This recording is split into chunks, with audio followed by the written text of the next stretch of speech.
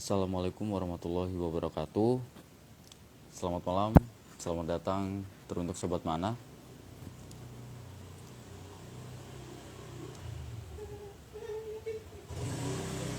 Kali ini podcast Mana memasuki episode yang ke-18, di mana tema diskusi kita malam ini yaitu mengenai peran mahasiswa dalam pendampingan psikososial kebencanaan.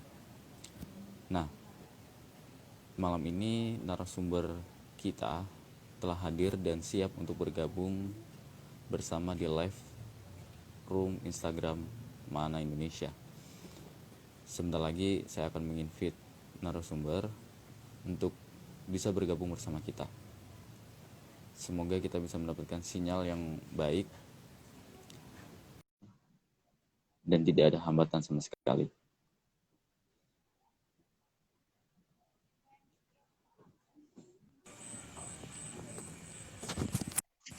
Nah, kita sudah terhubung dengan narasumbernya, dengan Kak Farudin atau Mas Farudin ya. Assalamualaikum. Mau panggil gimana? Waalaikumsalam warahmatullahi wabarakatuh. Alhamdulillah bisa bergabung lagi nih, bisa silaturahmi lagi nih. Padahal terakhir ketemu di warung kopi ya, Din ya. Alhamdulillah. Di warung kopi masih ketemu, masih ya gak virtual kayak gini. Ini kamu di Lamongan ya, Din? Iya, sekarang di Lamongan. Di Lamongan. Gimana kabar di sana, Din? Alhamdulillah masih gerimis. Wah, gerimis. Ini di sini juga habis hujan sih, habis hujan. Ini alhamdulillah udah reda. Ini di sana gerimis ya? Berarti kayaknya Iya, di hujannya sini tuh gerimis. nyambung kali ya dari Jawa Barat ke Lamongan, Jawa Timur. Merata ya. Iya rata. Yang penting hatinya nggak gerimis aja ya. Waduh. Berarti perkiraan BPP ini benar ya, BMKG ini. Kenapa? Ya soalnya kan diinfokan oleh BMKG bahwasanya hujan itu merata Iya, di daerah Jawa. berarti konkret ya. Iya. Ya berarti apa ya? Biar tidak terjadi musim kemarau yang panjang tahun ini. Efeknya baik ya, baik bumi. Ini ngomong-ngomong suara sama gambarku jelas nggak? Agak ini mungkin jaringannya agak ini ya, agak mendadak gitu. Oke, nggak apa-apa. Kita buat pelan mungkin yang jelas. Kesibukan sekarang apa, Din? Kalau boleh tahu. Ya, ya kalau sekarang masih aktif di organisasi, mantau juga di kampus-kampus. Oh, berarti masih apa ya? Menempuh pendidikan ya di PTS ya ini ya. Iya, masih menempuh pendidikan. Berarti skripsi ya paling skripsi ya penulisan akhir ya. Ya tinggal menunggu wisuda saja. Wah, Masya Allah, Alhamdulillah semoga lancar, semoga semuanya sukses dan berkah semua ilmunya ya. Amin. Nah, ini ngomong-ngomong nih untuk diskusi malam ini kan berkenaan dengan peran mahasiswa dalam pendampingan psikososial kebencanaan gitu kan. Mungkin banyak teman-teman mahasiswa yang nggak tahu gitu kan. Kenapa kok kita perlu mengetahui akan hal ini gitu kan. Ya, kita bicara banyak yang tidak apa ya, belum memahami ya bagaimana sih terus bagaimana sih pendampingannya dalam kebencanaan seperti apa. Mungkin dari Mas Farod ini punya pengalaman banyak ya atau jam terbangnya tinggi bersama ya tim lain selaku pantau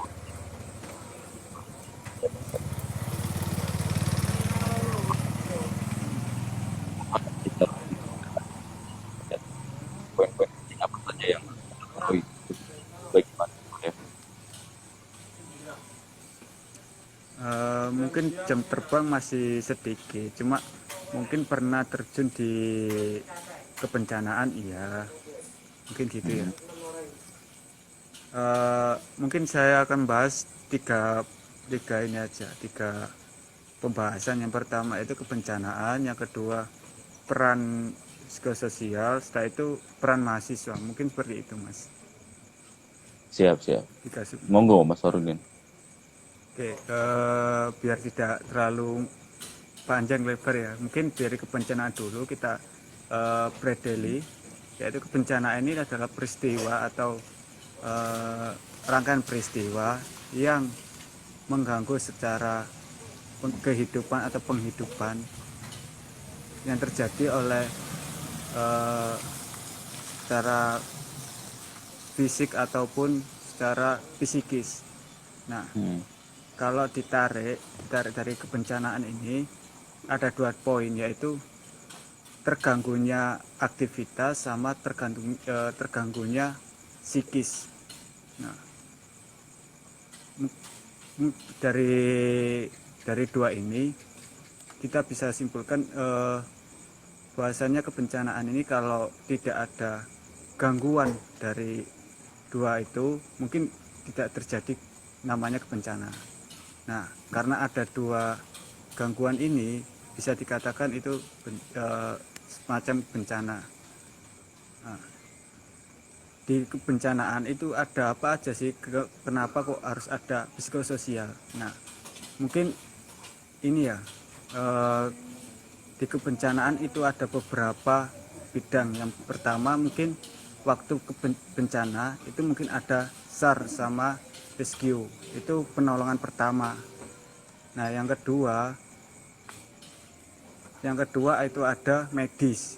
Nah, medis itu para ahli, para bidang kesehatan. Nah, yang ketiga itu ada psikososial. Nah, sinilah sebenarnya peran mahasiswa bisa apa istilahnya ya, mengaplikasikan tridharma mahasiswa, tridharma perguruan tinggi. Nah, dari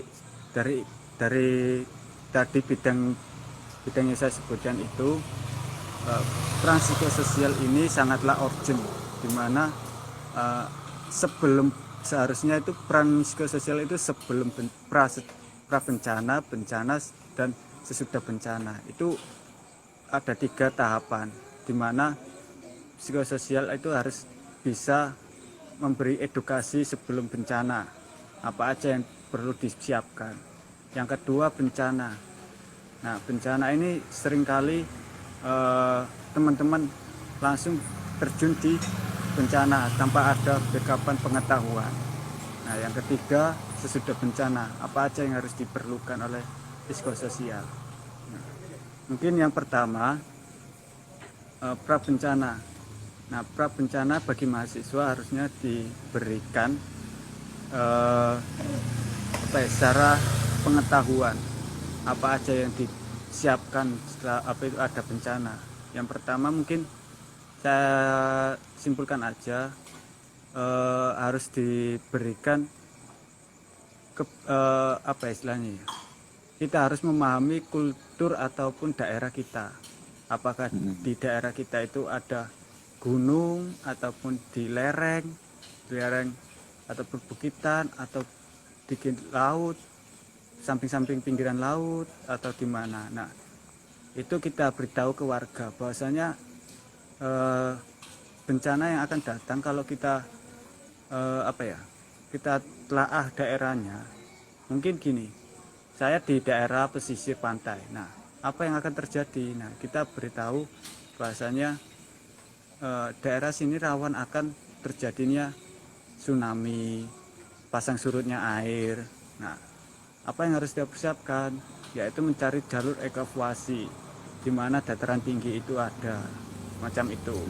Nah, kalau udah kejadian bencana, apa yang harus disiapkan oleh mahasiswa psikososial ataupun mahasiswa yang baru ingin bercimpung di dunia kebencanaan? Yang pertama mungkin gini ya, saya mungkin banyak mahasiswa yang kenapa sih kok harus trauma healing? Nah, mungkin gitu ya. Pertanyaan sering kali hadir di benak mahasiswa. Kenapa kok harus trauma healing? Mungkin saya beri dasaran trauma healing itu adalah rumah untuk apa ya, istilahnya memberi. Kalau di kebencanaan pasti ada posko ataupun pos koordinator ataupun rumah tenda sementara semacam itu, trauma healing itu gimana seperti posko bencana gitu. nah iya, seperti posko bencana ataupun tenda sementara. Trauma healing itu tenda sementaranya kita.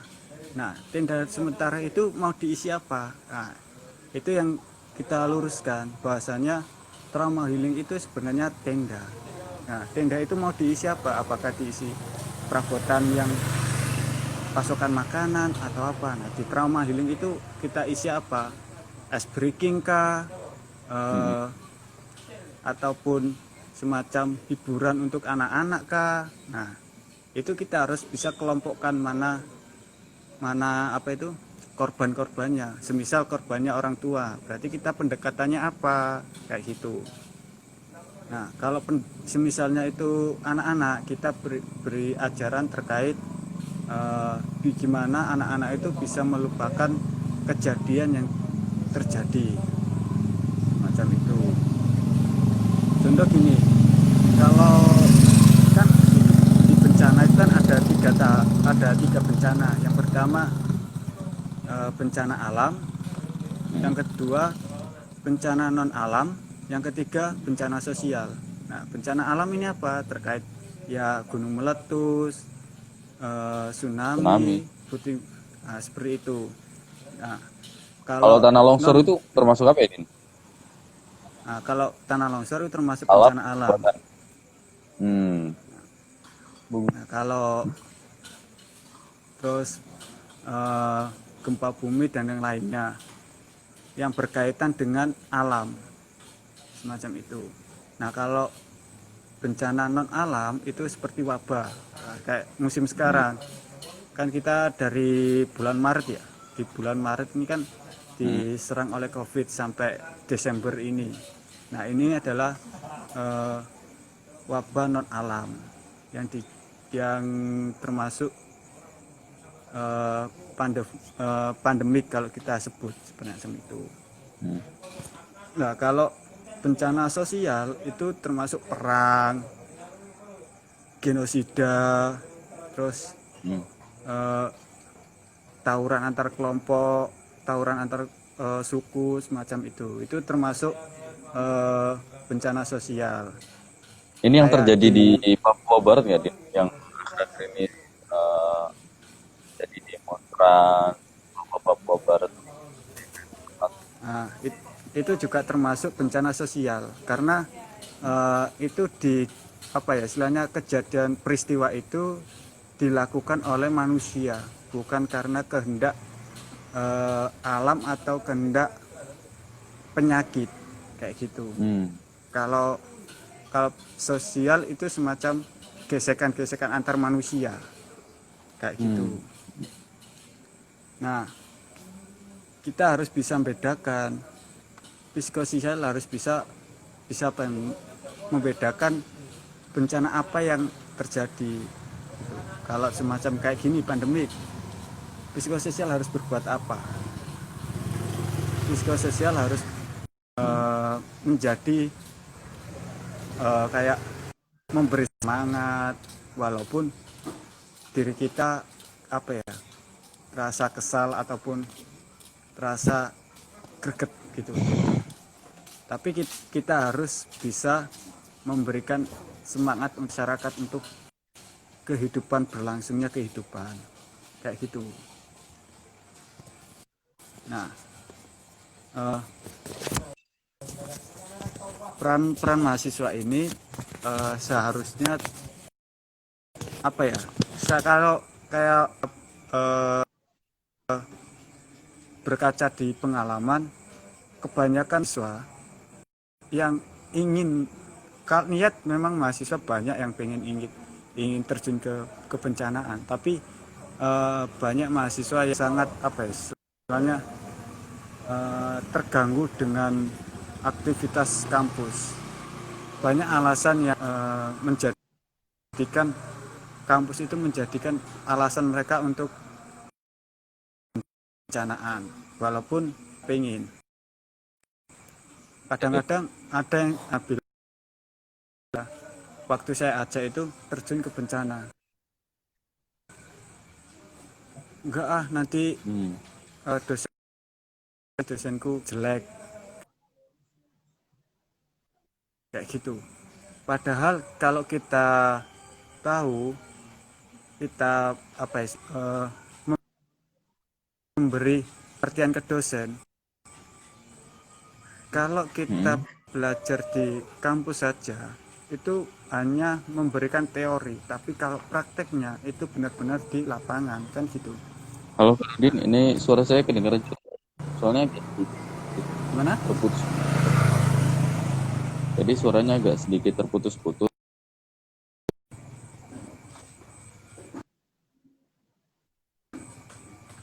Mohon maaf suaranya agak Jadi putus-putus. suaranya agak sedikit terputus. Jadi, mungkin bisa diulangi lagi tadi yang terakhir. Soalnya tadi ada agak Jadi loading. Nah ini jelas nih. ya Mantap. mungkin gini ya. Saya ulang lagi. Saya berkaca di pengalaman saya waktu terjun di bencana di Pacet, di Lombok dan yang lainnya. Itu gini, saya pernah ajak teman saya, ayo kita terjun ke bencana menjadi relawan. Enggak nanti nilai saya jelek, takut dosen memberikan nilai E. Padahal kalau kita siswa, kita berkaca sebagai mahasiswa, itu ada alasan kita relawan. Yang pertama yaitu mengaplikasikan Tridharma, di mana di situ ada pengabdian masyarakat. Nah, tapi alasan oleh teman-teman mahasiswa itu ya semacam itu.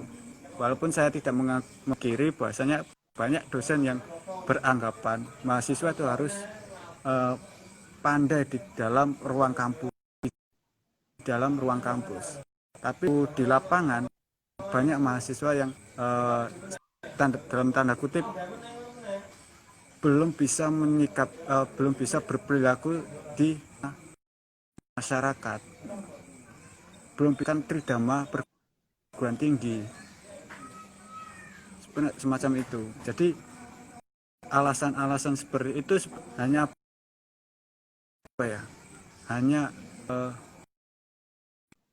sebagai menghambat kita dalam berperilaku. Manusia kan itu kan ranah dalam istilahnya dalam Tridharma perguruan tinggi. Namun mahasiswa banyak yang beralasan seperti itu. Nah, dalam psikososial ada namanya pendekatan. Di dalam pendekatan sudah dibekali oleh di dalam kampus kita mengenal ice breaking. Di dalam kampus kita mengenal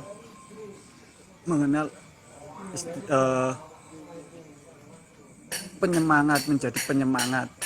Di kampus kita mengenal sebagai motivator. Nah, di dalam lingkup psikososial itu ada pendekatan semacam itu. Kita sebenarnya mahasiswa itu punya modal untuk memberikan tenaga kita, pikiran kita untuk menolong korban-korban yang terdampak semacam itu. Ya, kita tidak mengukiri bahwasanya sifat manusia kan berbeda-beda. ada yang niatnya menggebu-gebu tapi berhalangan dengan ya alasan tadi, takut akan nilai semacam itu sih. Mungkin di apa ya, kita tidak perlu takut dan kita nggak perlu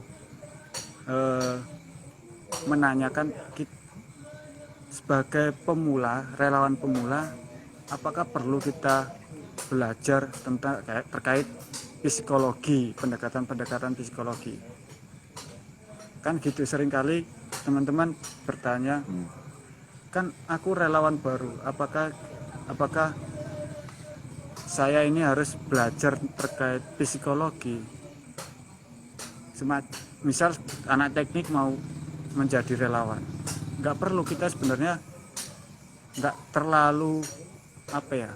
terlalu harus belajar psikologi, karena di kampus sebenarnya kan kita sudah diajarkan terkait ice breaking dan yang lainnya.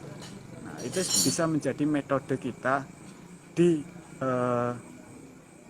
dalam mendekati melupakan trauma-trauma yang ada di para korban. Nah, semacam itu. Berarti untuk ya itu tidak benar ya, tidak perlu ya, paling tidak perlu untuk kita memiliki gelar psikologi. Gimana putus-putus? Jadi sebenarnya untuk ini suara sudah jelas? Sudah ada. Halo? Halo? Tadi yang disampaikan oleh Mas Farudin tadi kan tidak perlu belajar psikologi atau tidak perlu untuk kita sarjana dari teknik, dari FBE, ekonomi, terjun ke relawan, tidak perlu memahami ilmu belajar psikologi di kampus, tidak perlu gelar sarjana psikologi, karena sebenarnya untuk akan hal ini kita sudah dapat dari sekolah dasar ya, di pelajaran IPS kalau nggak salah ya, ilmu pengetahuan sosial, itu kan juga kita sudah diberi pemahaman dasar bagaimana cara kita melakukan pendekatan dalam bencana, baik bencana alam buatan atau sosial yang dijelaskan oleh Farudin, kurang lebih seperti itu. Nah, tapi Farudin, apakah untuk mahasiswa yang terjun menjadi relawan ini ada kriteria-kriteria tertentu atau bagaimana? Mungkin kriteria ya. Adik aku nih, kalau kriteria saya jawab ya, terkait kriteria sebagai relawan ya, mungkin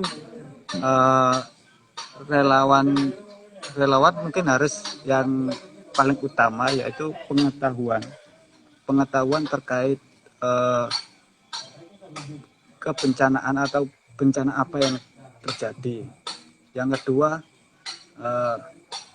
lokasi bencananya itu di mana? Apakah di daratan atau di pegunungan?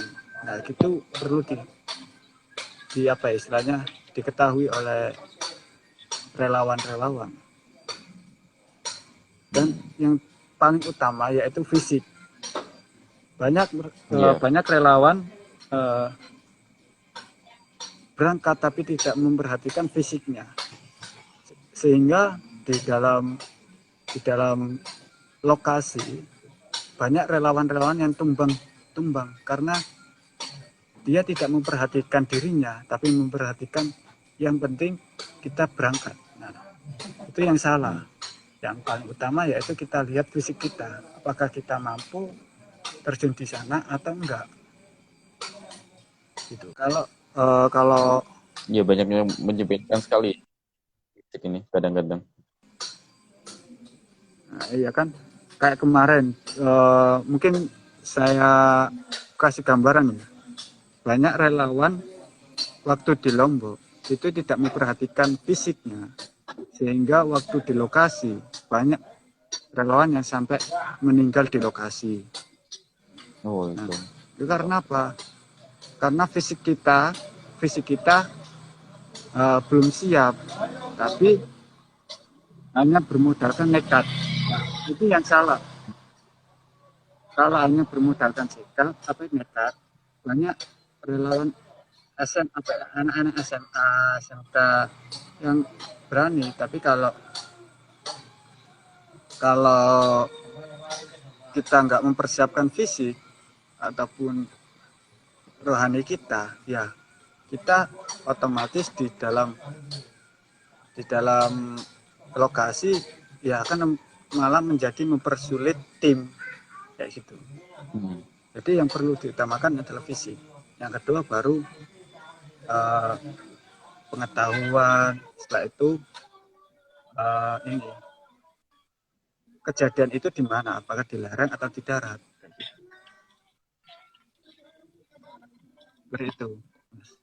Mungkin ada yang lagi untuk yang kurang atau gimana, mungkin bisa Ya mungkin dari teman-teman yang bergabung mungkin ada yang kurang jelas atau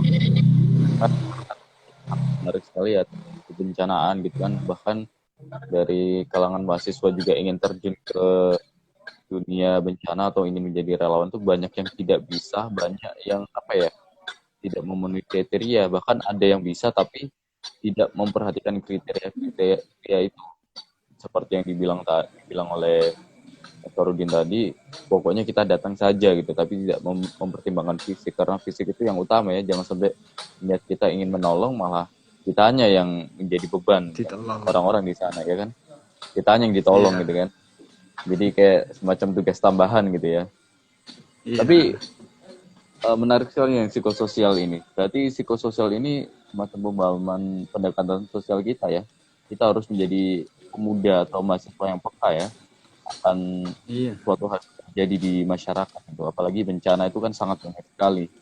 Jadi bagaimana kepekaan kita itu menjawab, bagaimana kepekaan kita itu merasa, atau kepekaan kita ini memberi insting kepada kita itu loh. Jadi kita semacam kalau ini air laut surut, tapi kok semuanya pada mendekati ngambil ikannya gitu kan. Ini kan harus diberi pemahaman sederhana gitu, bahwa kalau air laut surut itu kan tanda-tanda akan terjadinya tsunami ya, kurang lebih begitu ya kalau di pelajaran IPS yang aku dapat. Jadi kan masyarakat kebanyakan kalau air laut surut banyak ikannya, serbu ikannya gitu kan. Tapi kalau misalkan air lautnya datang baru digulung ombak, itu kan jadi banyak korbannya gitu. Kalau nggak salah yang di Palu ya, yang di Palu itu yang menjadi tsunami yang luar biasa ya, atau yang di Jakarta itu ya, yang di Banten, yang benar-benar tsunami-nya tidak ada tanda-tanda dan terjadinya malam hari. Sampai personil band dari Seventeen itu kan meninggal ya di sana karena tergulung oleh ombak gitu kan. Itu kalau nggak salah ya Din ya, itu ada miskomunikasi terjadi oleh BMKG. Jadi awalnya kita ada tsunami. Ini yang bingung nih, menarik nih. Bagaimana sih BMKG bisa memberi tanda-tanda atau dari pemahaman Farudin sendiri nih? Oke. Info-info terkait tsunami di Banten ya. Jadi sebenarnya dari sudut pandang BMKG bahwasanya gempa yang berkekuatan 4 skala Richter itu tidak berpotensi tsunami. Namun kalau kita kita cek kembali bahwasanya dulu pernah kejadian di Aceh, bahwasanya tanda-tanda semacam itu kan istilahnya nggak terjadi. Dulu kan Aceh 6,9 skala Richter kan nggak berpotensi tsunami. Namun selang berapa menit ternyata air laut itu surutnya. Nah, dikira masyarakat itu bahasanya ini lagi panen ikan. Namun kejadiannya malah fatal. Nah, di Banten juga seperti itu. Di Banten serang berapa menit, kalau nggak salah itu 3 atau 5 menit itu kan air laut surut. Nah, namun sebenarnya ini ya, kalau saya mendapatkan info bahasanya petugas pantai ataupun eh, apa istilahnya ya, BMPD Banten itu sudah menginfokan bahasanya nggak mungkin kekuatan 4, skala Richter itu nggak mungkin nggak tsunami. Nah, Tapi Din, namun waktu di Banten itu yang tsunami itu sempat terjadi gini, sebelum kalau aku memahami alurnya ya. Jadi sebelum terjadinya tsunami itu sempat terjadi gempa. Setelah itu air laut ke daratan. Nah, ada info bahwa itu semacam banjir atau genangan-genangan biasa gitu. Nah, selang beberapa jam kemudian baru ada info personil Band 17 meninggal tergulung ombak tsunami di Banten kayak gitu. Jadi kayak ada genangan itu dibilang itu kayak genangan biasa gitu kan. Kronologinya seperti itu. Jadi genangan iya, biasa tiba-tiba harusnya deras kayak gitu kan. iya. Nah, kalau ini ya sebenarnya yang menimpa grup band 17 ini ya kefatalan apa ya? Kefatalan panitia. Karena panitia tidak melihat ini, melihat tanda apa Kondisi. kejadian-kejadian yang ada. Nah, sebenarnya fatalnya fatalnya apa ini? Fatalnya grup band 17 ini kan karena di panggung sedang membawa alat elektronik. Ini yang fatal. Mm-mm. Kalau alat elektronik kena air kan pasti kan Nyetrum. mengakibatkan percikan api, setrum ataupun percikan api. Nah, Hmm. mungkin saya bisa perspektif saya itu bahwasanya dia meninggal itu karena dia tersengat listrik dan terbawa arus ombak sehingga tidak bisa menyelamatkan diri. Ya kan yang selamatkan cuma ini toh siapa Vokalisnya. itu vokalisnya aja karena mungkin dia juga apa ya, istilahnya tidak memegang alat elektronik hanya cuma memegang mic kan gitu. Hmm. Mungkin karena faktor alat elektronik itu terkena air sehingga menjadi konsleting, mungkin itu. Namun kalau di kejadian BMKG sebenarnya tidak bisa memperkirakan bahwa itu akan tsunami atau enggak bisa. BMKG hanya bisa mendeteksi dari alat ukurnya, hanya bisa mendeteksi alat ukurnya itu agar alat ukurnya ini berapa apa ya, berapa kekuatan gempanya, hanya semacam itu. Namun kalau dampaknya itu BMKG hanya mengira-ngira apakah ini.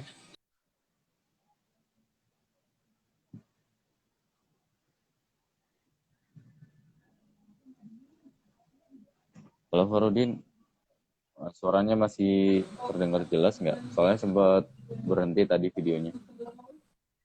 Masih jelas, masih jelas. Jadi BMPD itu hanya melihat tanda-tanda Hmm? itu, Hmm? di mana tanda-tanda itu muncul seperti airnya surut, ikan naik, semacam itu BMPD dengan koordinasi dengan BMKG. Nah, Ya, nah, mungkin mungkin ini ya, mungkin karena apa ya, waktu yang pendek sehingga BMPD tidak bisa bergerak cepat. Mungkin waktu yang pendek itu sehingga BMPD tidak bisa mengevakuasi daerah-daerah yang berdekatan dengan pantai.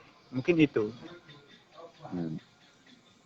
Berarti perlu diberi pemahaman lagi ya tentang akan kejadian hal ini agar tidak terjadi sama ya seperti bencana tersebut terjadi di Banten atau dimanapun berada ya. Jadi kalau misalkan ada Iya, panitia ya, panitia acara ya, apalagi ketika ada bencana, gempa atau bahkan di lokasi-lokasi yang rawan semacam di tebing atau di apa namanya sekitar pantai, laut, ya kan kita harus tahu ketika ada gempa atau apa, jangan sampai kita menyepelekan, udahlah tetap aja acara itu jalan gitu. Atau nanti kalau Iya. misalkan biasa, ini harus dipertimbangkan, jangan kalau misalnya acara tapi keselamatan panitia maupun dari undangan dan itu apa caranya acaranya. Ini sebagai pengingat, kalau nggak salah sudah 2 tahun ya, 2 tahun menang tragedi Kanjuruhan. Kalau nggak salah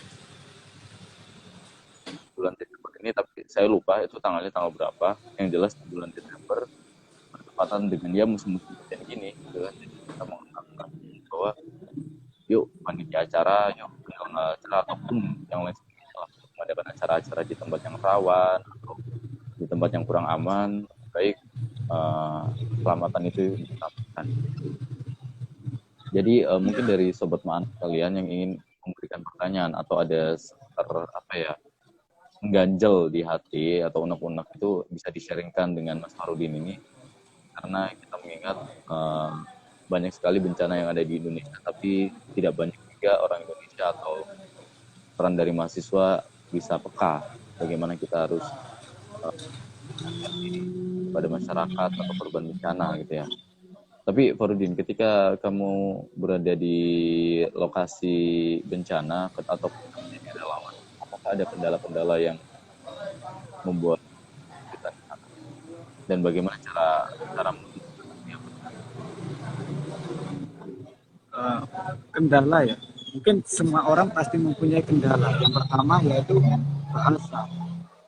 Dimana kita waktu kita menjadi relawan, kan kita mungkin kejadiannya di luar kota ataupun di luar pulau.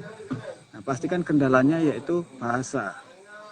Kita harus bisa apa istilahnya, kita harus bisa mengetahui bahasa mereka. Contoh saya dulu di Lombok memang kesulitan dalam bahasa, di mana orang-orang Lombok banyak yang belum apa ya, banyak yang belum lancar dalam bahasa Indonesia, sehingga para relawan agak kesulitan. pakai bahasa daerah ya di Nah, sana, Dini? iya, masih bahasa daerah. Nah, cara saya dalam mencari solusi kesulitan itu yaitu mendekati orang yang pandai dalam bahasa Indonesia. Nah, Gitu ya. semacam menjadi translate kita, semacam itu. Itu Translator menjadi ya. solusi. Ya. Translator. Nah, itu menjadi solusi kita untuk mengatasi permasalahan tersebut. Nah, kalau yang lain mungkin hanya menyelesaikan fisik. Nah, gimana medannya seperti apa, itu aja sih kesulitan-kesulitan. Tidak terlalu berat kalau Tapi kita juga banyak didapat ya di dunia bencana itu ya. Bagaimana kita menjadi relawan. Jadi belajar bahasa daerah, belajar budaya mereka. Apalagi di Lombok nih, Din ya. Banyak orang yang pengen ke Lombok hanya ingin liburan, tapi dirimu ini pengen ke Lombok terjun menjadi relawan gitu. Padahal yang lain ingin ke Lombok itu ingin liburan, kan? Apalagi di sana ada lokasi wisata yang sangat menarik, tapi hanya orang-orang tertentu ingin ke sana hanya menjadi relawan. Apa namanya? Jasa yang tidak terlupakan. Mungkin ada kesan nggak Farudin ketika kamu di sana? Mungkin kesan positifnya nih ya, kayak gitu. Waalaikumsalam. ya, kalau pesan banyak sekali. Kalau pesan yang saya dapat di relawan, yang pertama pengalaman, yang kedua persaudaraan, dimana saya mendapatkan saudara yang saudara yang belum pernah saya temukan, yang belum pernah saya mengenal. Bahasanya saya ini orang asing, tapi di sana diterima dengan lapang dada. Ada sahabat yang dari Lombok, yang kamu dapat dari Lombok, orang asli Lombok. Ini yang ini lo Cupra. Nah, ini orang Lombok ini. Ini Oh, ini orang Lombok nih. Wah, Masya Allah, dia Iya, bergabung juga ya ini ke orang Live Room Lombok. Podcast malam ini. Dia Nggak relawan tahu atau ini orang gimana? dia eh, ketemu saya menjadi relawan, tapi dia orang Lombok. Tepatnya dia orang NTB di Wah, luar daerah biasa. Mata. Daerah mana, Din?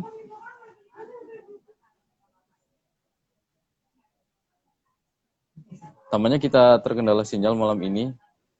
Mungkin kita akan tunggu lagi ya supaya kita bisa mendapat jaringan atau sinyal yang bagus. Itu yang menjadi pesan saya di kerelawan. Saya bisa mengenal gimana caranya rescue, gimana caranya menjadi eh, SAR, gimana cara mendirikan hunian sementara. Nah, itu Hmm. yang kesan dari saya.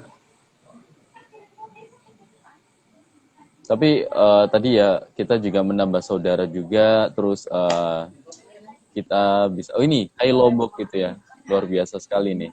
Jadi silaturahmi dari DKI Jakarta, Lamongan sama Lombok jadi satu nih. Mungkin dari siapa namanya ini? Iya. Namanya Lok Cuprek gitu, atau panggilannya apa nih? Cuprek. Dia namanya Haris. Oh Haris. Oke, mungkin Haris Mas Haris bisa. Munandar. Oh, Haris Munandar luar biasa. Ada pesan-pesan yang disampaikan gitu ketika menjadi relawan. Masih silaturahmi ya, masih hubung-hubungan. Ya cuma sekedar DM itu aja. Mantap mantap, luar biasa sekali gitu. Nah inilah salah satu keistimewaan ya ketika kita terjun menjadi relawan. Banyak hal yang tidak terduga yang kita dapatkan, itu semua anugerah dari Tuhan ya. Baik dari ilmu, wawasan, budaya, bahkan keluarga baru kita juga dapatkan ketika kita menjadi relawan. Tapi ketika Ya, teman-teman ingin menjadi relawan juga fisik ya, fisik dan kondisinya.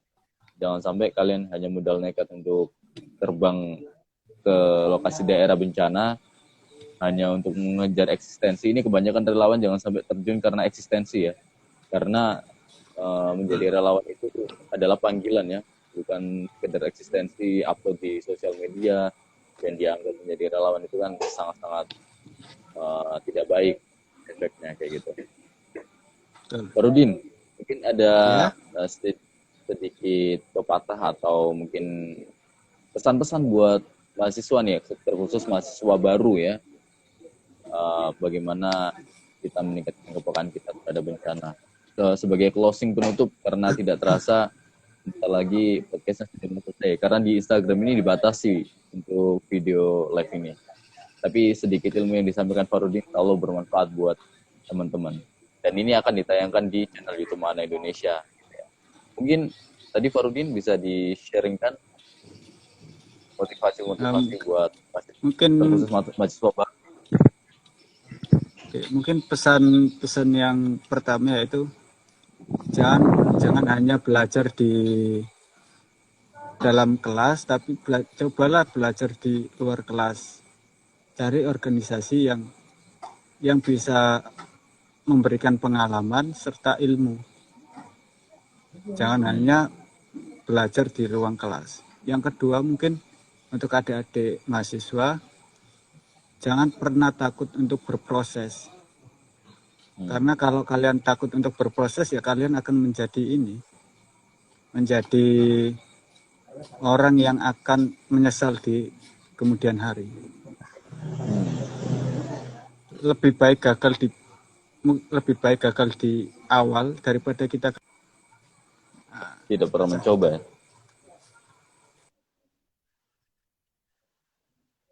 mungkin Yang itu. penting kan kalau gagal kan berarti ada usaha yang sudah kita lakukan ya Din. Iya. Daripada kita tidak berusaha dengan sama sekali hanya mengangan-angan itu loh. Itu kan Nah, nol bukti kan. nah itu Ibaratnya kayak mungkin itu kosong aja. nyarinya gitu. Mungkin itu aja yang bisa saya sampaikan. Wah, sungguh luar biasa ya diskusi kita malam ini. Semoga ada manfaat yang bisa diambil teruntuk sobat Amin. mana, apalagi dalam ilmu kebencanaan gitu kan. Jadi banyak sekali teman-teman ketika ada bencana jangan sampai kita ini seharusnya memberi energi ya, terkhusus bagi korban yang trauma healing ya. Jangan sampai ketika ada Iya. bencana kitanya yang ketakutan gitu kan. Jadi Nah, kita harus kuatin mental ya, kuatin mental, dan kita harus memberikan pemahaman pendekatan kepada korban-korban bencana agar semua itu bisa aman, bisa tentram, dan bisa pulih kembali kondisinya seperti itu. Nah, sekian Sobat Mana diskusi podcast malam ini, di mana podcast episode yang ke-18 yang bertemakan peran mahasiswa dalam pendekatan sosial kebencanaan. Nah, buat bisa menontonnya kembali di channel YouTube Mana Indonesia. Insya Allah nanti video ini akan diupload di channel YouTube Mana Indonesia. Jangan lupa subscribe, share, and like. Karena itu semua gratis dan bisa meningkatkan motivasi untuk Mana Indonesia agar mengangkat konten-konten terbaik, ilmu-ilmu yang bermanfaat, dan tentunya kita akan menambah info baru ya. Seperti itu. Ini kita menambah teman juga di sini ya. Banyak sekali yang bergabung nih, Din. Kayaknya telat gabung ya mereka ya. Juga iya. ada manfaat yang kita sharingkan tadi. Farudin, tetap stay safe di sana. Oh, ini hujannya di sini turun lagi nih, Din. Kayaknya dari Lamongan ke sini lagi, Din. Hujannya labil nih kayaknya ya. Di sini udah Hujan terang reda ya. di sini kok. Sudah Nah, reda di di sini sini. hujan lagi. Kayaknya kiriman dari Lamongan nih. Kayaknya gitu. Turun lagi hujannya, Din. Kayak gitu. Yang Jadi sabar. info BMKG tepat lah ya. Di Pulau Iya. Jawa ini digantungi oleh hujan gitu ya. Nah, sampai segitu, sampai segini saja ya podcast malam ini. Kita ketemu lagi di episode selanjutnya. Terima kasih buat Mana yang tetap setia untuk menemani Mana Podcast di episode-episode berikutnya. Farudin, terima kasih. Stay safe, stay healthy, tetap jaga kondisi. Semoga senantiasa menebarkan kebaikan untuk umat ya. Untuk mereka yang membutuhkan. Semangat. Salam Terima saya dari kasih Jakarta. banyak. Terima kasih banyak udah diberikan ruang oleh MEA Indonesia. Siap. Mana Indonesia ini ya. Mungkin buat Asra ini hati-hati di Jakarta. Siap. Jangan lupa pakai masker. Ya. Siap. Karena ini di rumah jadi nggak pakai masker, Din. Salam buat Pak Anies nggak? Pak Jakarta nih, kena COVID Nggak katanya. usah, nggak usah, nggak usah, nggak usah. Iya. Itu masalah pribadi. Ya. Oh, masalah. Oh, berarti ada kontaknya Pak Anies ya ini ya? Bagus sekali Anda ya, gitu. Kontaknya kan sudah menyebar. Oke, siap. Ya. Iya. Ya. Ini kalau Ya, di terima jalan kasih. pakai masker, Din. Kalau di rumah nggak pakai masker, Din. Karena di sini ada saudara juga gitu. Oke. Yang penting tetap pakai hand sanitizer, jaga kesehatan, jangan lupa Pak minum vitamin yang banyak. Oke. Mantap. Kali. Kau juga hati-hati di jalan. Itu kayaknya lagi di warung ya, lagi ngopi itu. Enak sekali pasti. Oke. Gitu Farudin, semoga lain waktu kita bisa bersilaturahmi kembali, bisa ketemu lagi kalau di Surabaya atau di Jakarta. Pokoknya tali persaudaraannya tetap terjaga gitu ya. Siap. Salam saya buat teman atau saudara di Lamongan ya, buat saudara di Lamongan, Siap. buat keluarga di Lamongan. Semoga sehat selalu. Bentar lagi tahun baru, jangan sampai sakit ya. Siap. Siap. Yaudah segitu saja buat Sobat Mana. Terima kasih untuk menemani Mana podcast ini. Sampai jumpa di Mana podcast episode berikutnya. Saya Asra selaku host malam ini mengucapkan terima kasih. Mohon maaf apabila ada kata yang salah karena kesempurnaan hanya milik Allah semata. Terima kasih. Wassalamualaikum warahmatullahi wabarakatuh. Sehat selalu ya, Din. Waalaikumsalam warahmatullahi wabarakatuh. Siap. Siap.